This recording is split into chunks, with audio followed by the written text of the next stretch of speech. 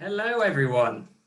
It's such wonderful to see so many of you with us. Thank you very much for joining this special ConnecTALKS Conservation Kabunga in partnership with the Zambezia Conservation Alliance. As I mentioned, it's so great to see so many Connection members and friends from around the world. For those of you who don't know me, my name is Sam Blunsdon, and I am the Sales Manager for Connections, the next generation of doing business. Designed for decision makers, Connections has pioneered a new way of building trust through memorable experiences that lead to long-lasting business relationships. We're thrilled to be working alongside the Zambezia Conservation Alliance to bring you this 2-hour interactive session where we'll be joined by a dynamic and esteemed group of speakers who are all at the top of their fields and share a common passion for conservation in Africa. Whether you are an expert or new to the conversation of conservation, you'll be feeling inspired and with a much better understanding of the fight to protect Zambezia. So before I hand over to Luke, a bit of housekeeping. I am sure many of you have used Zoom before, but if not, please can I ask you all to place yourself on mute. This session is being recorded, so if you have any colleagues or friends who might find the ConnecTALKS useful, we will be distributing the talks in the coming days. We have designed this session to address 5 very important key topics, so we will be keeping to time in order for us to cover time to cover everything. Please feel free to interact via the chat button, and for any questions, you have the opportunity to join our optional social at the end of the session. Here, you will be able to meet our speakers and informally meet one another. We hope to see you there. We also have 2 very exciting giveaways, courtesy of Jürgen from Kora River Camp and Katharina from Kuzuko Lodge, where the winners will be announced at the end of this session. Finally, as this session is live, anything can happen. So for any reason we are disconnected, please bear with us and we will rectify as soon as we can. That's all from me. Luke, as always, it's a pleasure working with you. So without further ado, it's over to you. Thank you very much, Sam, and all of the Connections team. Likewise, absolute pleasure to work with you as well.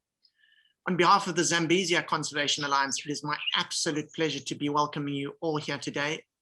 The ZCA was formed in large part as a response to the devastating impact the pandemic has had on our region of Zambezia, specifically its natural habitats, wildlife, and communities. In particular, the loss of tourism and donor fatigue has caused by COVID-19 has challenged privately driven conservation initiatives more than ever before. Through ZCA's efforts, we aim to bring both awareness and support in multiple forms to the tireless efforts of our outreach partners' operations on the front line. Their needs are genuine and many. We bring together strategic partners who work with us to effectively provide the front line with the fuel to continue the fight, the glue that binds them together, and the bridge they need to ensure their voices are heard loudly and clearly on an international stage. Today's inaugural Conservation Kabunga will introduce and highlight many of these aspects. In the same breath, it aims to start galvanizing our minds towards understanding and appreciating what actions need to be taken to make a difference. It is an honor to welcome the Right Honourable Lord Hague of Richmond, William Hague, for today's keynote speech. Best known as the leader of the British Conservative Party, Lord William Hague has been working closely with the Royal Foundation of the Duke and Duchess of Cambridge for several years, leading the transport and financial task forces of United for Wildlife. The task forces have brought together over 170 private sector companies to help combat the illegal wildlife trade. He became chair of the Royal Foundation in November 2020. With pleasure, I hand the floor to Lord William Hague. Well, thank you very much, Luke and Sam, and hello, everybody. It's a great pleasure to join you today and to tell you a little bit about our work in the Royal Foundation and United for Wildlife. It's tremendous to hear about the Zambezia Conservation Alliance. And while I'm not familiar with everything that everybody does who's on this call, of course, I am familiar with some and I admire it greatly.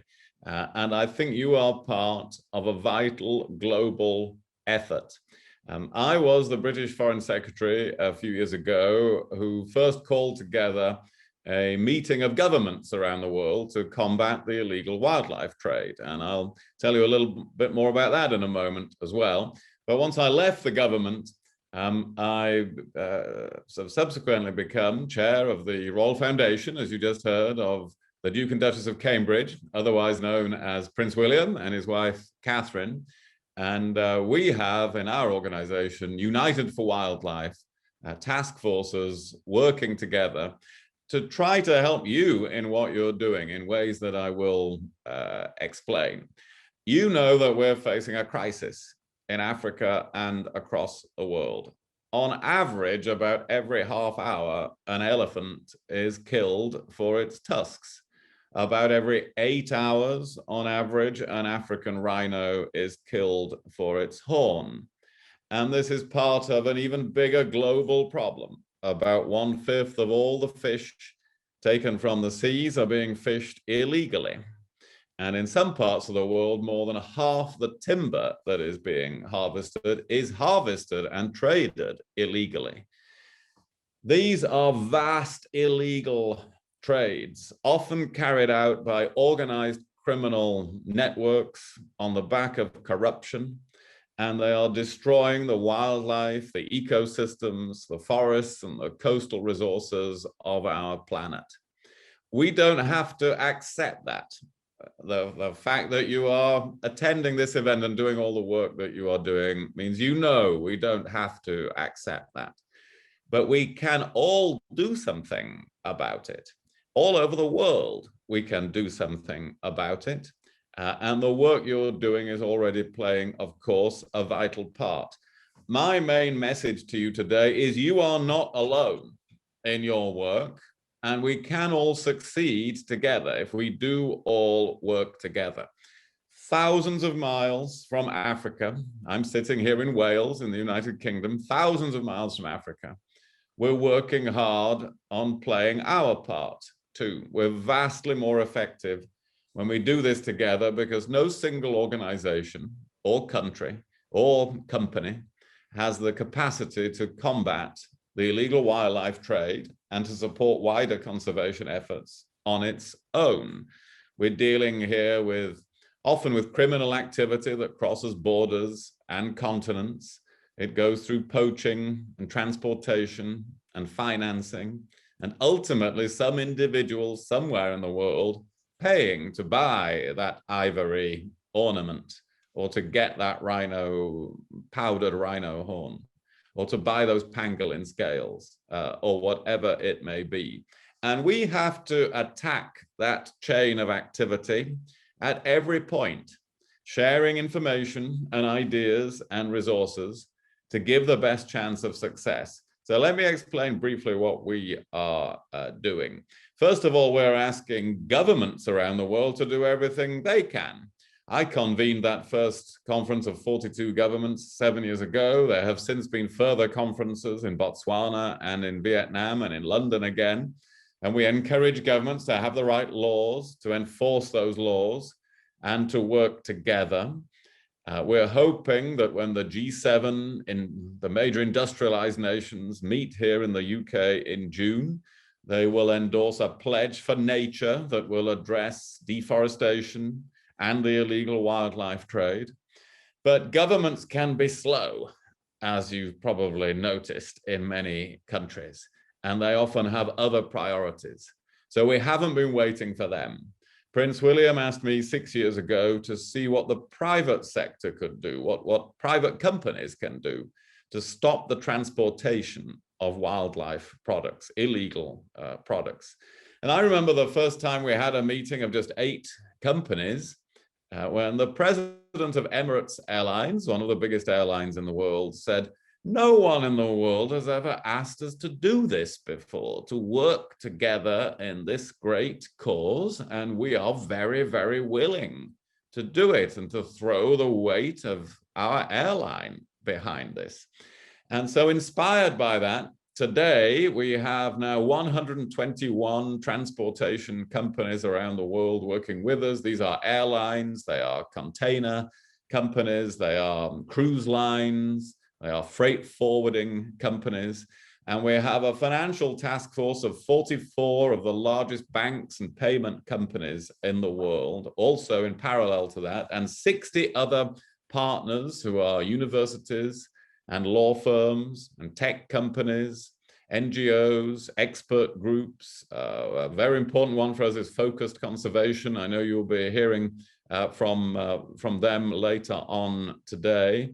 These companies have signed up together to zero tolerance of the illegal wildlife trade, to share information with each other, to train their staff, to receive alerts from us about trafficking routes and to take action about that, to involve law enforcement agencies whenever appropriate. And so far, we have supported more than 150 law enforcement investigations. We have intercepted more than 120 shipments of illegal wildlife products. Several dozen criminal traffickers have now been arrested in various jurisdictions as a result of our work. And 80,000 staff of our companies have been trained in how to look out for and how to take action against the illegal wildlife trade. Even so, we're obviously only scratching the surface. This is the beginning of this work, but we are scaling up our activity. And our goal is to make it impossible to use private sector infrastructure around the world with impunity to transport wild animals illegally. This is very motivating for people. Somebody said to me, a senior person in one of the American banks said to me a few weeks ago, I love being involved in this, she said, because today I'm going to go home and tell my children I'm not just working for a bank, I'm actually helping to save some of the iconic animals of the world. And somebody can be doing that in a bank in New York or Tokyo or London, just as much as in all our other activities, we can be taking part in it.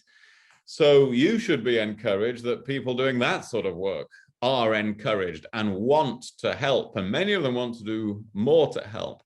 Our next step in United for Wildlife is to create 6 regional hubs or chapters to address the unique circumstances of each part of the world. We've recently established one of those in Southern Africa with the support and participation of your alliance. I'm grateful for that. And we kicked it off a couple of months ago, and we'll be building on other work in the region, like the creation of the South African Anti-Money Laundering Integrated Task Force, known as SAMLIT, which helps banks to share suspicious transaction data with each other to build the case against wildlife criminals. The evidence is very strong that this criminal activity against wildlife doesn't happen in isolation. Many of the same people who commit these crimes are also engaged in trafficking in drugs or arms or people or in money laundering activities. And governments are beginning to understand that if they want to crack those organized criminal networks, they have to address the illegal wildlife trade. A couple of weeks ago, I was asked to address the United Nations International Crime Congress being hosted in Japan.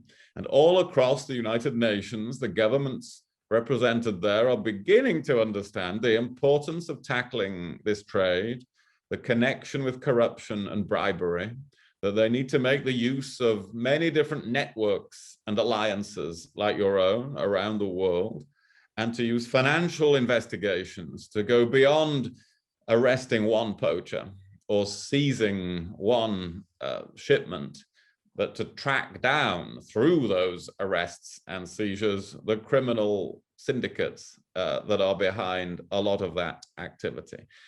We've seen some progress. We've seen certain individuals who are part of networks arrested and extradited to the United States, for instance, to stand trial. But we've got much further to go.